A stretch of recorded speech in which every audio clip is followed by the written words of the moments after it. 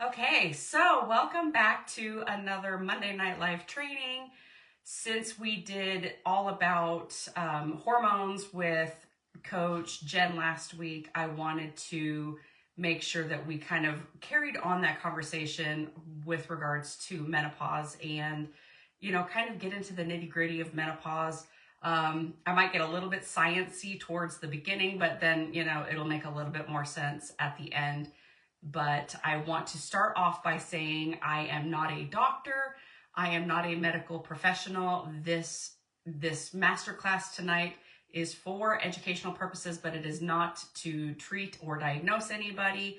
I am within my course and scope as a certified health coach and menopause coaching specialist in the information that I am providing to you tonight. So again, if you guys have questions, please make sure that you're commenting in here and we will address those at the end.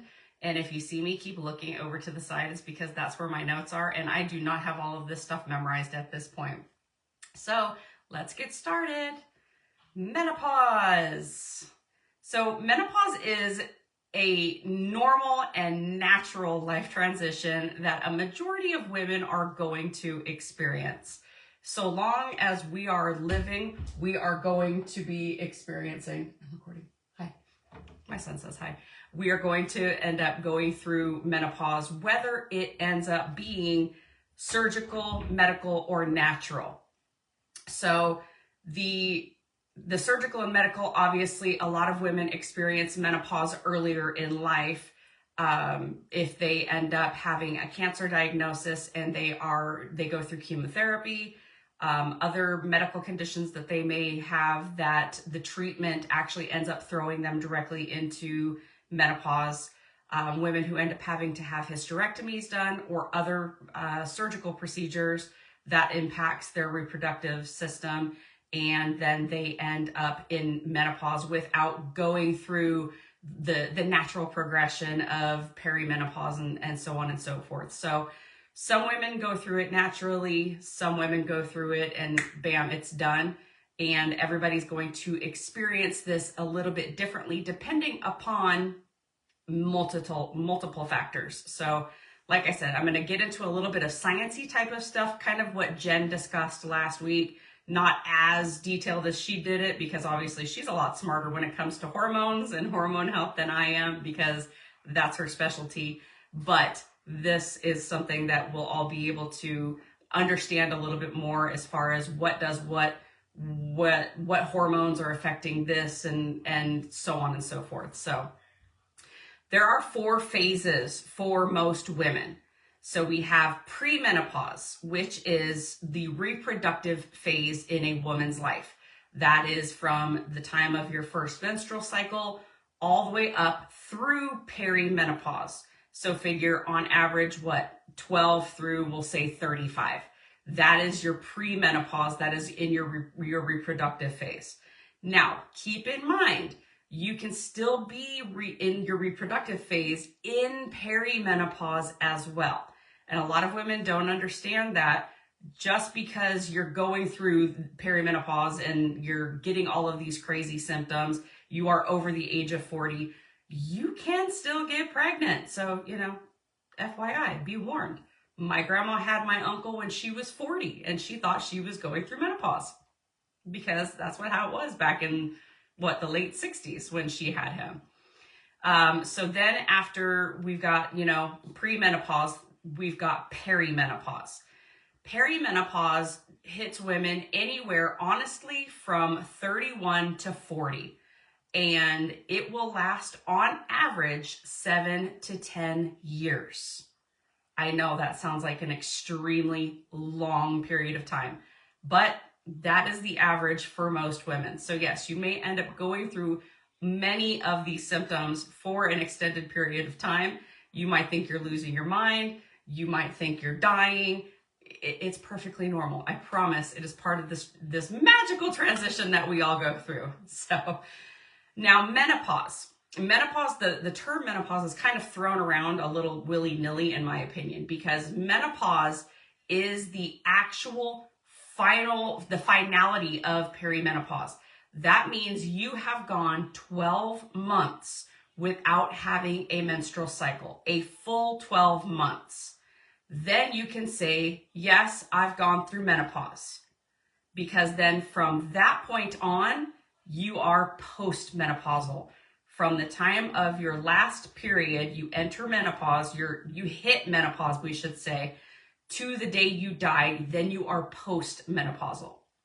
So again, some of this terminology kind of gets thrown around, and it can get a little bit confusing because why are there so many phases? Well, because it's kind of a complex, convoluted system that we have to go through with regards to our bodies. So we'll get a little bit into reproductive system and some of the hormones and how they're produced, and then it gives you a little bit more of understanding of what we go through when we are going through perimenopause, when we're approaching menopause.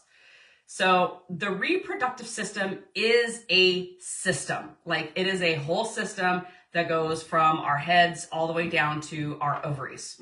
You know, our nervous system is basically driving this reproductive bus that we experience. And when I say that, okay, what are you talking about? Well, we have what is called the hypothalamic pituitary ovarian axis. It's a big circle, well, kind of like an oval, I guess you would say. Because, and I have to read these because I'll screw them up. Our hypothalamus in our brain produces gonadotropin releasing hormone, or GnRH. That goes down to our pituitary gland, which is right below there, which produces FSH, or follicle stimulating hormone. Luteinizing hormone, LH. So you've got FSH and LH being produced by the pituitary gland, which then goes down to the ovaries. The ovaries produce estrogen and progesterone. Now, I'm saying estrogen, it's actually estrogens, and we'll get into that in a little bit. But estrogen and progesterone are what are produced by our ovaries. And then that goes back up to the pituitary gland for that FSH and that LH. And then sometimes it goes back up to that hypothalamus. But they kind of just do a little dance with each other so that the ovaries, when they get the message from the pituitary gland, the FSH and the LH saying, hey, wake up, it's time to release a follicle, let's get this follicle nice and ripe so that it can be sucked up by the fallopian tubes and maybe fertilized, and if not, we'll go through our thing. So it is a whole dance, and as Jen said last week, your period or your cycle can be anywhere from 28 to, I think she said 32 or 33 days for the average woman. So that's happening every single month while we are still cycling. Now, as I said, the estrogens are actually what are produced by our ovaries, and that is 3 different hormones. Estrogen is not a singular thing. We have estradiol, which is what most of us have going through our bodies for the majority of our lives. That is the predominant estrogen in our reproductive years. And that's what kind of keeps us sane.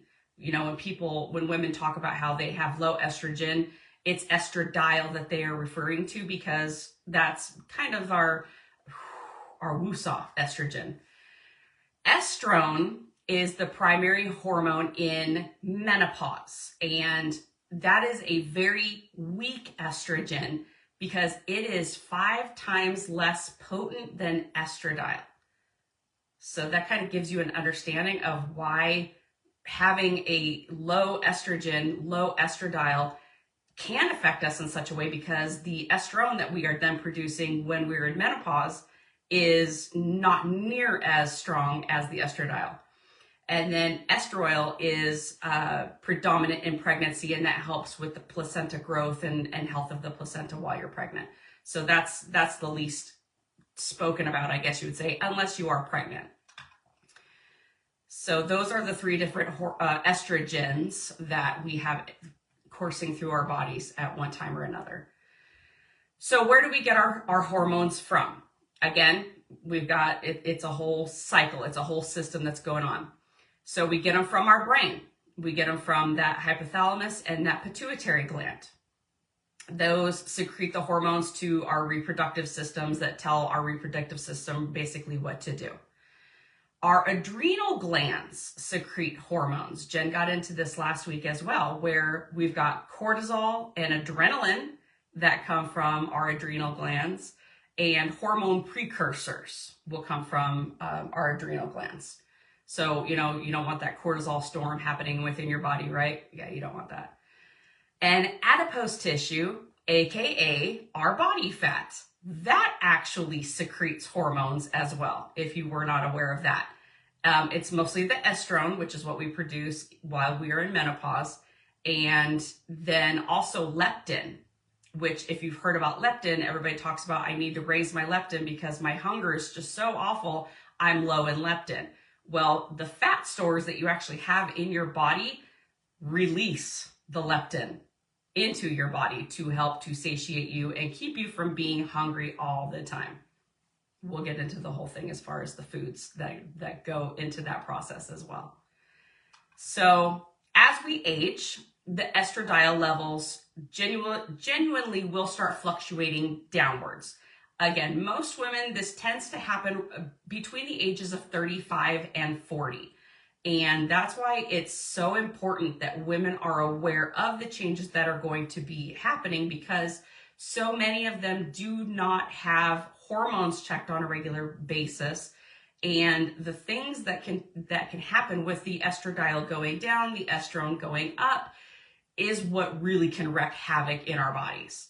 So the GnRH pulses lose regularity in the hypothalamus, which then means there are fewer follicles in our ovaries to be mature, and then eventually that we will ovulate.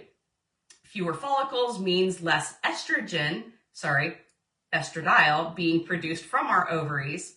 And then the feedback loop that we talked about earlier, where it goes from here to here to here, back up to here to there, and then down here, and then back up to here, and then maybe up to there, that loop goes a little wonky, and that really starts to mess with our menstrual cycles.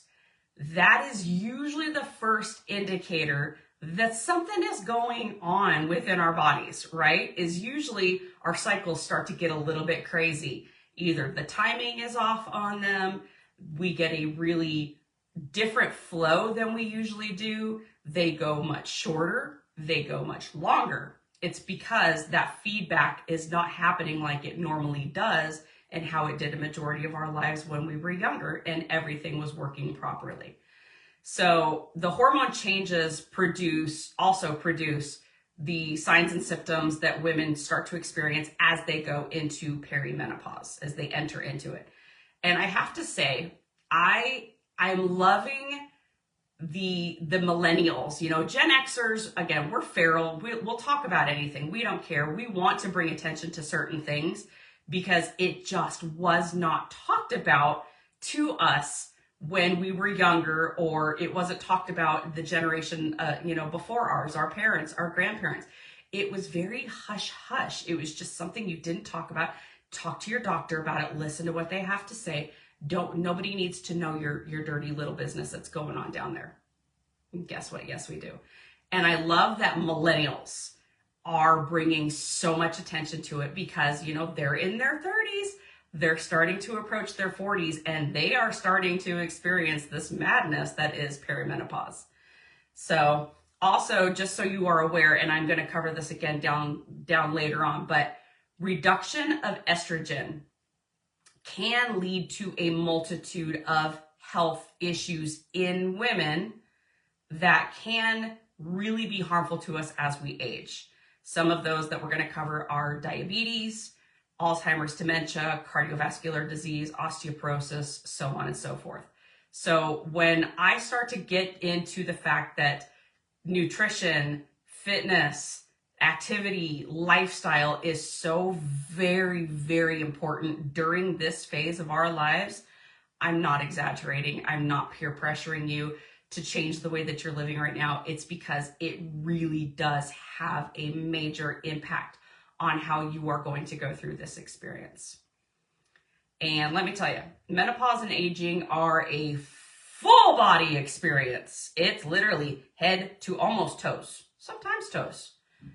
And I'm going to go through the most common things that we will experience as we are in perimenopause, and just to try and kind of alleviate any concern that you may have, because I've created this game for 2025, perimenopause or dying. Like, what is going on with me right now? I will tell you, I have very mild symptoms at the age of 48 compared to other women that I know who have either already gone into menopause or they are deep into their perimenopause, and they are really riding the struggle bus with this transition. So let's go. First off, reproductive and genitourinary symptoms. Our pelvic area, for layman's terms. So tissue changes and menstruation stops when you actually hit menopause due to hormone fluctuations. That can also result in pelvic organ prolapse, if any of you have ever heard of that. And I'm not just talking uterus, I'm talking bladder and rectum and other things that are in our pelvic area. Any pelvic organ, you can end up with prolapse due to changing hormones and the effects of the changing hormones in our bodies. Frequent urination, if you feel like you have to pee every 30 minutes, well, I mean, I drink like 3 of these a day, so I literally do have to, but especially at night, right? You wake up in the middle of the night because you have to go to the bathroom, and then you wake up again because you have to go to the bathroom. Pelvic floor exercises or pelvic floor therapy are a beautiful thing. They're an amazing gift for women to be able to help to correct and strengthen up that area to prevent any sort of prolapse from happening. Your endocrine system. As levels of our sex hormones fluctuate dramatically, other hormones can be impacted, such as your thyroid.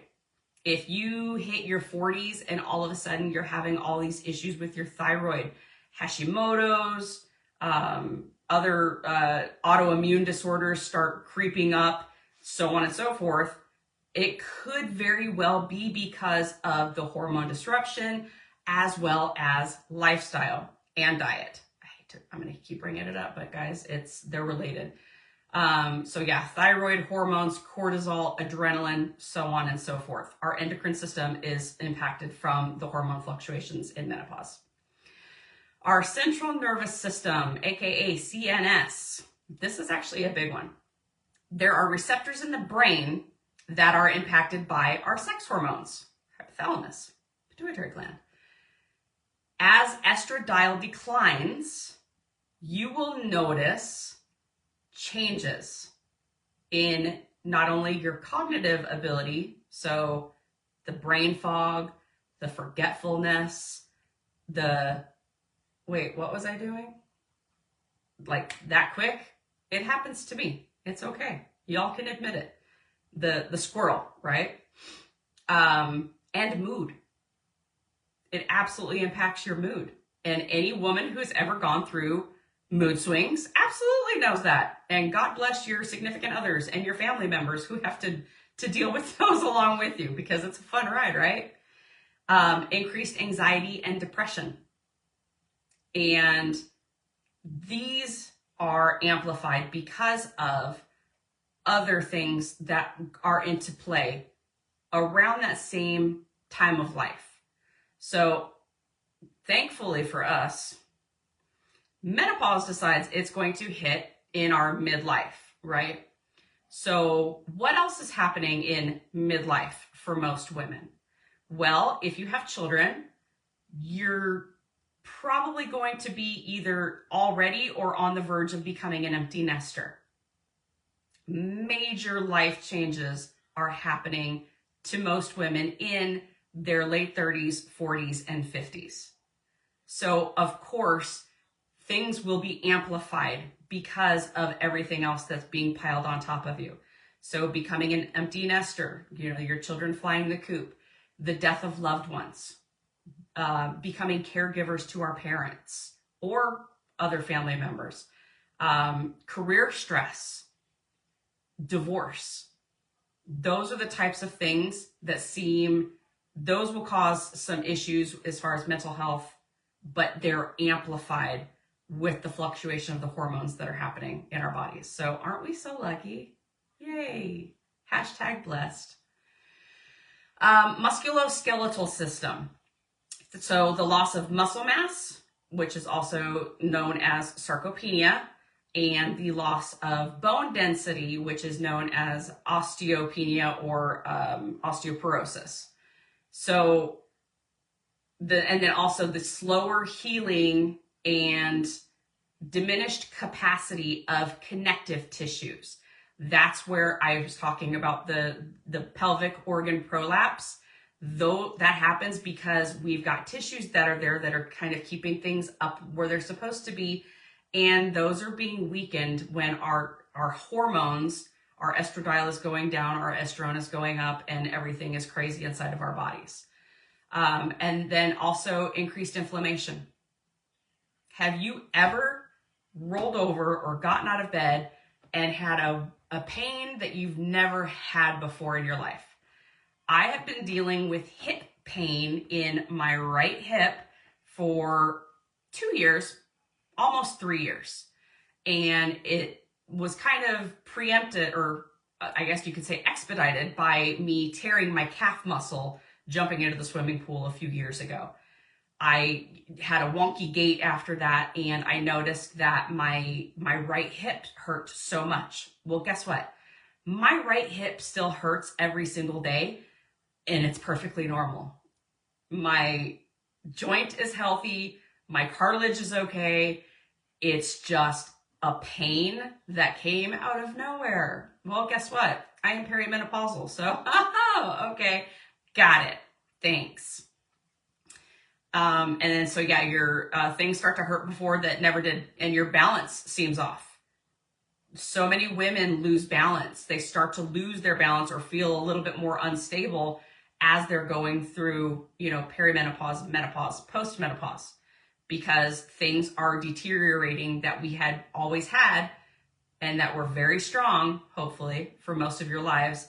And you start to notice things are just a little bit off with your musculoskeletal system. Metabolism. This is everybody's favorite topic when it comes to menopause and body composition. So yes, our body composition absolutely begins to change when we are in perimenopause. Most women will notice the menopause belly is what they call it. We seem to carry a little bit more weight in our midsection, whether it's visceral fat, which is, down deep, abdominal fat. It seems to kind of be settling here. You may have weight changes, but your weight may not fluctuate whatsoever. Where the fat is being deposited in your body is what may change. And why is that? It's a great question. So the menopause belly, because of the cortisol that we produce, and again, the fluctuation of the hormones, things just aren't sitting where they normally do. Most women carry their weight in their legs, their butt, their hips. And then as we lose that estradiol, the estrone goes up, it kind of seems to just rise up and stay in our midsection. And I'm going to tell you there are no specific exercises to do to eliminate the fat in your belly. There is no spot specific exercise that will eliminate fat in your belly. So the people who say, do this move or these 3 moves for a flat tummy in 30 days are full of crap. A little bit more serious now, your cardiovascular system. So blood vessels become less elastic and more prone to inflammation as estrogen declines or estrogens decline. The risk of cardiovascular disease goes up. And that is extremely important for women to know because it is one of the leading causes of death in women, cardiovascular disease. Almost 1 in 3 women will die from cardiovascular disease because of the changes that happen while we are in perimenopause, when we are going into menopause. So cardiovascular health is extremely important for women in their 30s, 40s, 50s, and of course up, because the changes in our bodies are going to make us more at risk for that. Vasomotor system, aka blood vessels, are temperature fluctuation that happens in our bodies. What do you think of when I say vasomotor symptoms or system? The majority of people are going to say hot flashes. Hot flashes, whatever you want to call them. You get that wave of heat that comes over you. Many women will turn beet red in their chests and in their faces from having the flush. The body temperature regulation definitely diminishes as we get older. I am always cold. I have yet to experience a hot flash. I will admit that. I'm waiting for them. I get a little bit warmer at night while I'm sleeping, so I keep my bedroom cool. I have a heater in the corner for when I'm really cold because we've got the ceiling fan always going so that the air circulation's going just in case I get a little bit toasty while I'm sleeping and I don't have to kick the covers off and I don't wake myself up. I take proactive steps. It can also change how frequently, if you are prone to migraines, how frequently you get a migraine and the intensity of them. So if you have migraines now in your 20s and 30s, the likelihood that they're going to potentially get worse in your 40s and 50s are high while you are going through this transition. And then talking of sleep and circadian rhythms. Your sleep is often disrupted when you are going through and you're in perimenopause and you're having these hormone changes. And then your overall sleep-wake patterns may change. So I know I used to be able to stay up until 9, 10, 11 o'clock at night, wake up at 5:30 the next morning, and here we go. All right, let's go. Well, now I am in bed by 8 p.m. and I am awake by 5 a.m. Usually it's a little bit earlier than that. So I went from being a night owl to becoming a serious early bird. And that has happened probably within the past 4 years for me. So don't be surprised if everything changes and you're like, okay, I've got to go to bed. And your body naturally starts to kind of fall into more of a circadian rhythm where you go to bed when the sun goes to bed and you wake up when the sun's rising, except for in the winter. And if you live in Alaska, I'm sorry. Gastrointestinal systems. The changes in hormones are going to, not only sex hormones, but also digestive hormones and the enzymes that you've got are going to result in a variety of issues from your mouth all the way down to your rectum and everything in between. So you may notice dry mouth, gas and bloating. That's a big one. Constipation is a big one for ladies in perimenopause.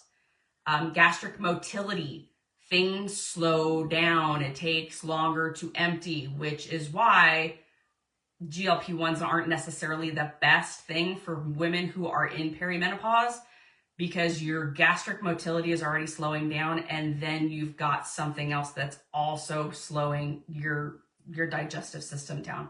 So it may not be the best. It could be a double-edged sword for you. Just pay attention to what your body is doing while you are on those medications.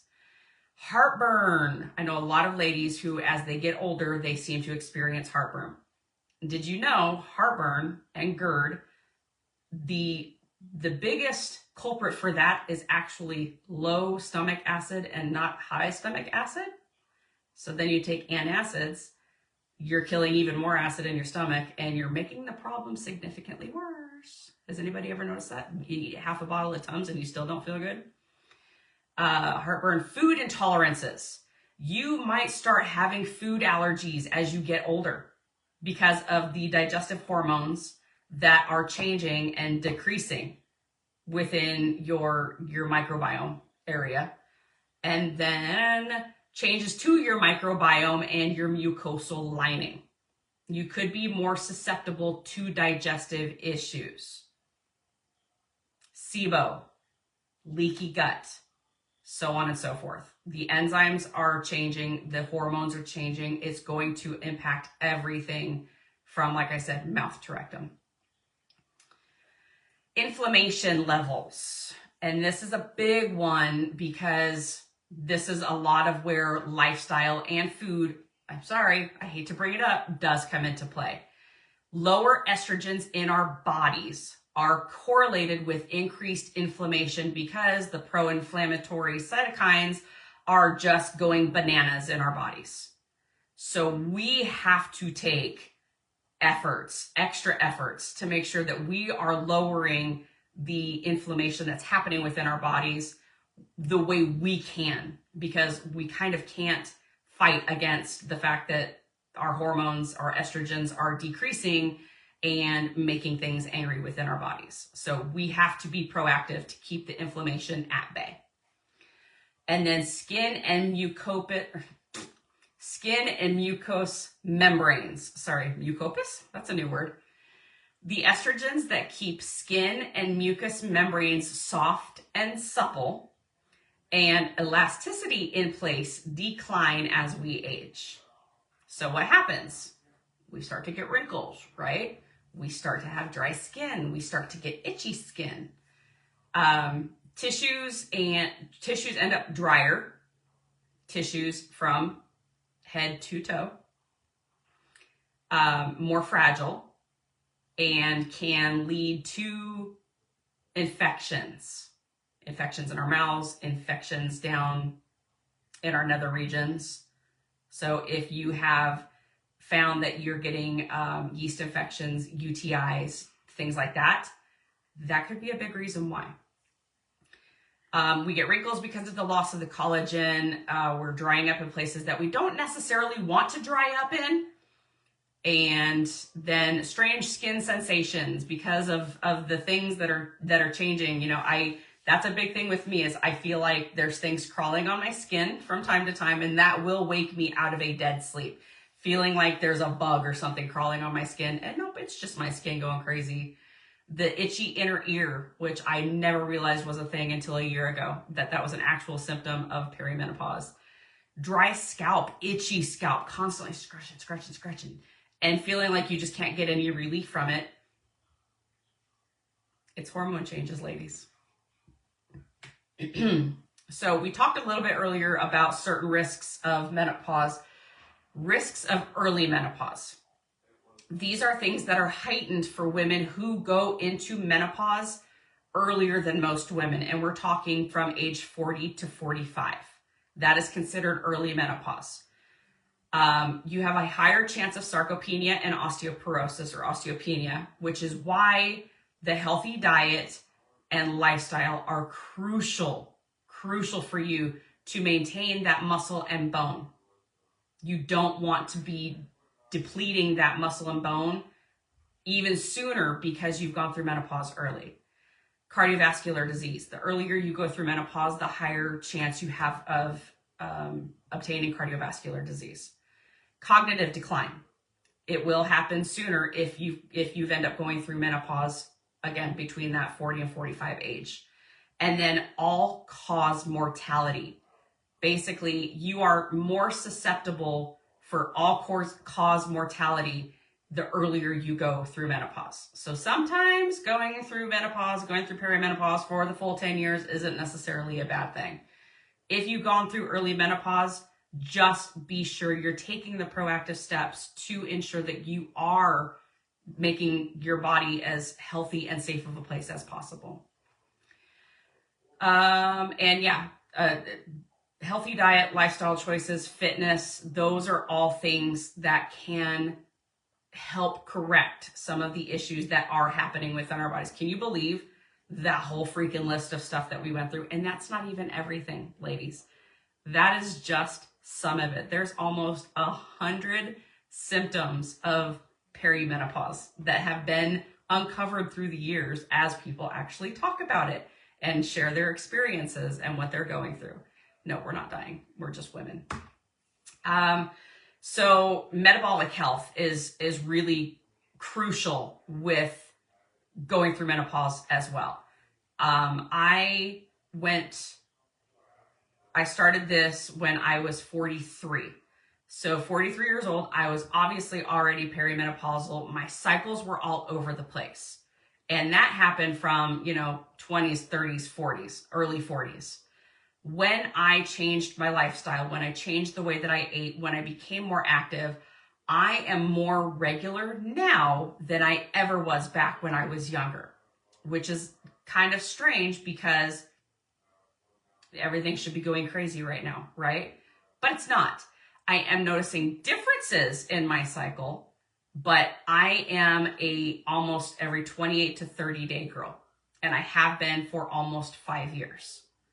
So metabolic health is what, reversing the damage I had done previously, is what has helped me, I believe, to get through my perimenopause experience easier than other people and the experiences they go through. Now, it's not just the lifestyle, the diet, so on and so forth. I have a whole list that I wrote down here of other factors that can influence your journey. So I'll read through them. Overall fitness and mental health. If you have a chronic condition, the odds are that you are going to have a rougher period of this, of menopause, perimenopause, than women who don't. Fitness, nutrition, emotions, thoughts and beliefs. If you are afraid to talk about this with not even just random people or family members, your doctor. If you're afraid to talk to your doctor about these types of things, yeah, it's going to impact the experience that you have. Sleep and recovery. That is why sleep is so very important. Stress and resilience. How do you handle the stressors that are given to you in your life? Not only mental and emotional, but physical as well. How resilient are you from bouncing back from stressors that kind of punch you aside your face? Disability, race and ethnicity, income and financial security. Because again, if you are in a lower income home, there is a higher likelihood that you may have issues with health insurance, or you are not going to the doctor because you don't feel that you can afford it, or you don't feel that you can, get certain prescriptions or try and obtain certain medications because you cannot afford it. Yes, that will absolutely influence this journey that you're on. Your family situation. As we talked about, life changes and challenges, becoming an empty nester, going through a divorce, death of parents, and cultural norms. Let's break the stigma of talking about what happens to our bodies as we get older, and let's let the younger generation realize, hey, this is probably what you're in for, so that they don't suffer like our moms and our grandmas did, because you just don't talk about those things. We don't talk about that, right? Yeah, except I talk about it. Why not? Okay, so these are some questions I had. Oh, wait, you know what? Let me cover one more thing. Sorry. So a lot of women will, because this reminded me because it's one of my questions. A lot of women will reach out to their doctors about hormone replacement, bioidentical hormone replacement, or in our case, menopause hormone replacement, because we don't necessarily need the same things. Not all of us need to have the same thing. Menopause hormone therapy is primarily estrogen therapy or estrogen progesterone therapy. There are supplements that you can get. You can get pregnenolol over the counter. You just need to make sure that you're getting a good, clean brand if you are taking those things. And you need to make sure that when you are testing your hormones, going through perimenopause, I believe it was, Jen said 7 days after ovulation is the prime time for women who are in perimenopause to get your labs drawn, to get your hormones checked. If you are postmenopausal, it doesn't matter. It doesn't matter when you do it, because you don't have the axis run. You don't have that train running anymore. So you can get your blood work checked and have your hormones checked anytime you want postmenopausal. Perimenopausal is 7 days after ovulation is the best day to check to see where your levels are at, kind of a baseline for you, because they're all over the place the entire month, as we saw. And then this was a question. I did have somebody ask me about supplements to take because, yeah, BHRT, MHT can be expensive. I love that Jen said to contact a compound pharmacy in your area. Sorry. Reach out to a compound pharmacy and find out which doctors are sending prescriptions for BHRT, MHT to them to fill. Because those are the doctors who are not afraid to not do, synthetic. They are willing to do bioidentical. And just, hey, can I get a couple of doctors who send prescriptions over to you for filling that will do BHRT or MHT? And reach out to them, because you're probably going to have a lot more comfortable conversation with that physician as opposed to one that follows the status quo and writes you a prescription for junk that may not necessarily be good for you. But supplements. So I am not going to recommend any specific supplements to you. I am going to give you kind of a generic list of things that you can look into. And again, if you haven't had labs drawn in a recent period, I would get them done just to see where your levels are at and make sure that you're not seriously depleted in something. So if you are not able to get these 4 things from your food sources, which you can very easily do, but if you are unable to, omega-3 fatty acids. The thing with omega-3 fatty acids, like getting krill oil and things like that, is so many times they are rancid by the time they even get to you. So they're not necessarily the best thing for you to consume. But omega-3 fatty acids, so lots of fatty fish in your diet to keep those up. Vitamin D. Yes, you can be low in vitamin D, especially during the wintertime, especially you ladies who live where it gets cold and snowy and you're bundled up and everything else. But also people who live out here in the desert like we do, who are constantly slathering sunscreen all over their skin. Number one, that is a hormone disruptor right there. And anything that is in that sunscreen is being sucked into your body through your biggest organ, which is your skin. But you are blocking out the UV rays that we actually need to be able to get the vitamin D into our system and make sure that we are not depleted in vitamin D. Creatine. Creatine is something a lot of women who are strength training will implement into their diets. A lot of them have taurine included in it as well. That is something that's beneficial for women who are perimenopausal. Collagen peptides, but they need to be a good, clean brand of collagen peptides that will help with bone strength and also your muscle. Berberine. Berberine is a great supplement to utilize to help, again, sometimes it'll help with, insulin resistance. It'll help with that menopause belly. It'll help to kind of just regulate things within your system. And turmeric, which is an anti-inflammatory supplement. Vitamin E as well is something that you want to look into. So yeah, get labs drawn and see where your levels are at to see if you are, if you need to supplement something else in your diet. And then for your gut health, like probiotics, but they need to be good, clean probiotics. Most of the stuff that you buy over the counter it's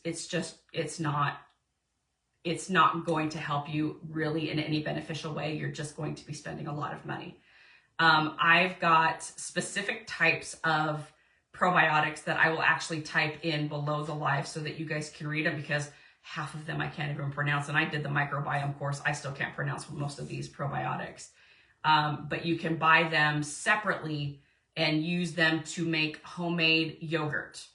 There is a probiotic yogurt recipe that I can share. There's also a SIBO yogurt recipe I can share if you're dealing with something like that has the probiotics that you add into the mix yourself, and it's a good healthy blend of things to help with that gut microbiome. And then you can also consume fermented foods, kefir. You can drink kefir. You can eat sauerkraut. Some people drink kombucha, which I can't because of the amount of sugar that's in it, but some people are okay with it. But yeah, the fermented foods and fermented drinks are really good for your gut health as well. and will assist with, mucosal linings and helping to keep the enzymes, digestive enzymes in check and as you're going through menopause. So I'm going to refresh this, see if we've got any other questions since, oh gosh, yeah. Oh my, there's so many. Okay, now let me go into the questions that were already asked, and then I will address the questions that have been asked on here. So I love Andrea because she has no filter. She asked about supplements that can be taken to improve libido. So testosterone is usually what drives the libido in our bodies, and that is produced by the ovaries as well. Obviously, we're not going to have as much as men are, and it also helps us with our muscle, maintaining lean muscle mass and building muscle in our bodies. A lot of women end up getting levels checked and they discover that their testosterone is just tanked.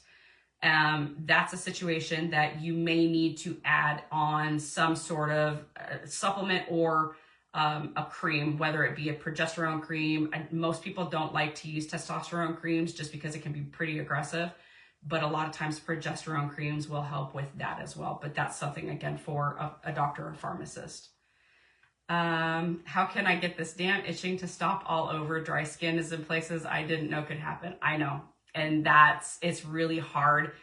And it's just something we have to get through. A lot of the drier areas where I said we dry up in places we don't necessarily want to be drying up in, you can utilize certain products if it makes intercourse painful or other things. But, brushing your teeth for your mouth to help with the dry mouth. I would not use mouthwashes or anything like that because they kill the bacteria in our mouths that we need to keep everything else kind of in check.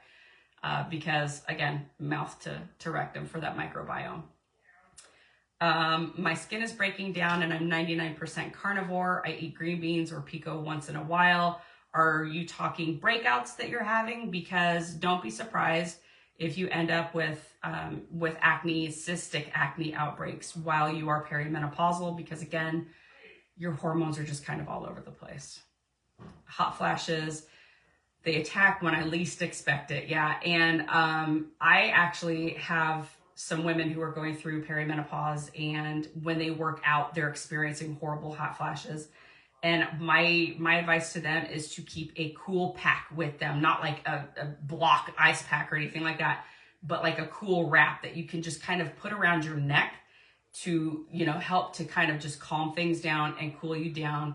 Take a 3-minute, 5-minute rest, whatever you need to be able to cool down and then pick right back up. And if Andrea, I know with your job, number one, you're probably freezing right now all the time, but during the summer, just keep a cool pack in a little cooler with you so that if it does happen, just throw it on there and nobody even knows any difference, because they might think you're just using it to keep cool because of the heat and not because of having a hot flash. Lori said sleep is her biggest issue. Yeah. And that's why I did my sleep course.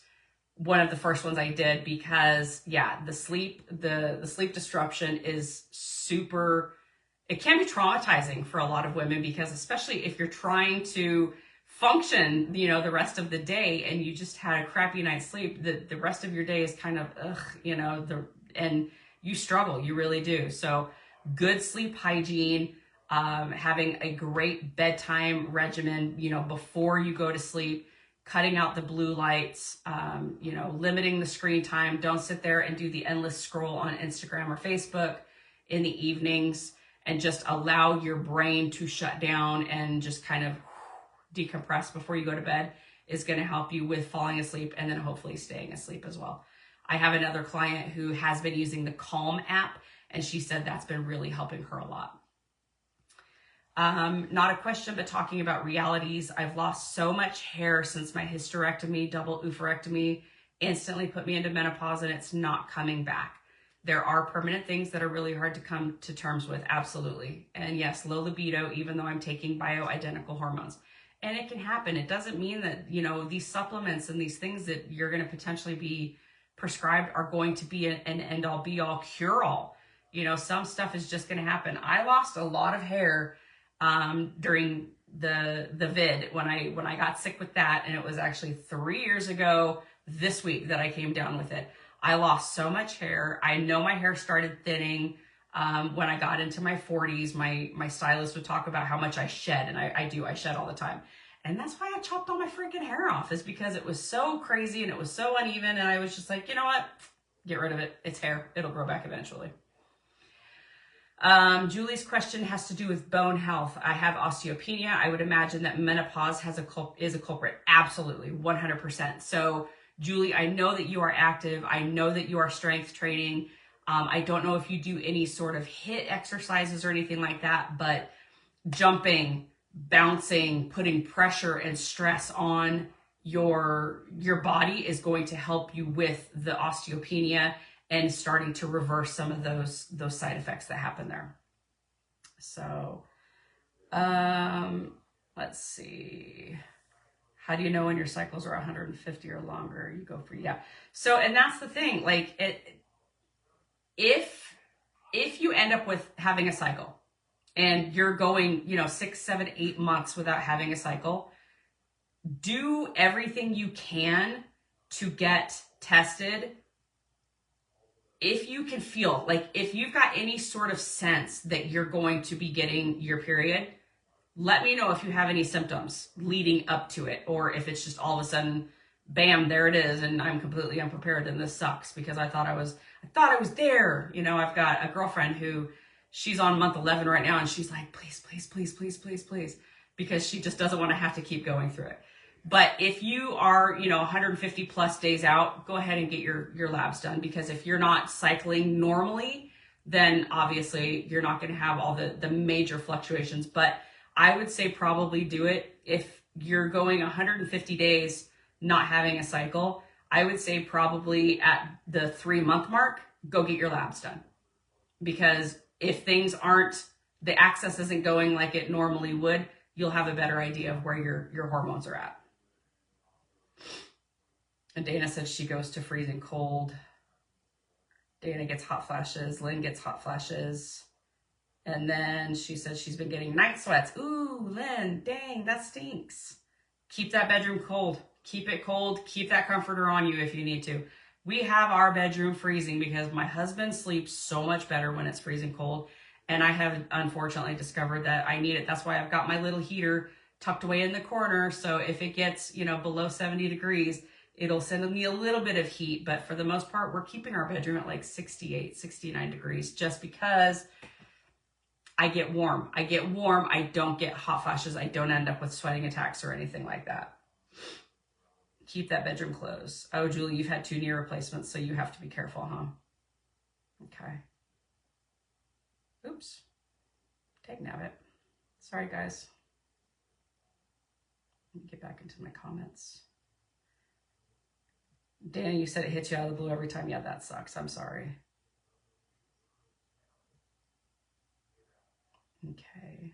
Let's see if there's any other questions that I missed. And watch, I'm not going to be able to find my live now. Facebook loves me. Yeah, there's the video of me actually looking like a girl the other day. Okay. Let me check on here. See if anybody else has any other questions. And if not, we can probably call it good.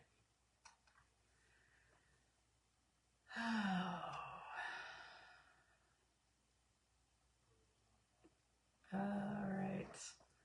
Lynn said, boomers don't talk about anything medically related. Big facts there. Big facts. Dana's had issues with her tummy and hot flashes. Yeah. It's pretty amazing to see the different areas of our bodies that are impacted by perimenopause, by our sex hormones, our reproductive hormones. But man, they can wreak some serious havoc on us. It's pretty amazing. So, all right. Yeah, Julie, with 2 knee replacements, yeah, that can be rough, but I would continue with the strength training, the heavy lifting. I wouldn't say, is running a problem for you? I mean, I'm sure you probably were told not to do box jumps or anything like that, but what about running? Because that might be sufficient for you, or just jogging, not even full blown running.